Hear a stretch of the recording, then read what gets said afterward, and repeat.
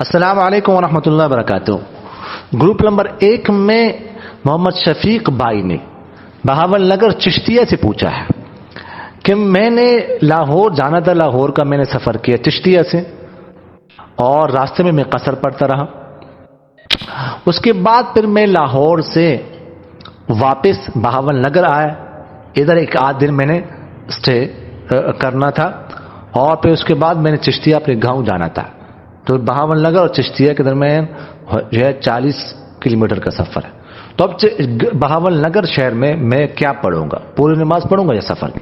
دیکھیے گا، اگر آپ کا ارادہ لاہور سے جو ہے نا وہ چشتیہ جانا ہی تھا، اور یہ شرعی مسافت بنتی ہے 77 کلومیٹر 78 کلومیٹر، بس ایک آدھ دن کے لیے آپ نے کچھ دیر کے لیے وہاں پر صرف بہاول نگر میں اسٹے کرنا تھا، تو جانا اپنے چشتیہ تھا، تو اس صورت میں آپ چونکہ یہ مسافت شرعیہ ہے، اس لیے بہاول نگر میں ایک دن کے لیے 2 دن کے لیے جو آپ اسٹے کر رہے ہیں، تو اس میں آپ سفر کی نماز پڑھیں گے، قصر کریں گے، سفرانہ پڑھیں گے، پوری نماز نہیں پڑھیں گے۔ جزاکم اللہ خیر۔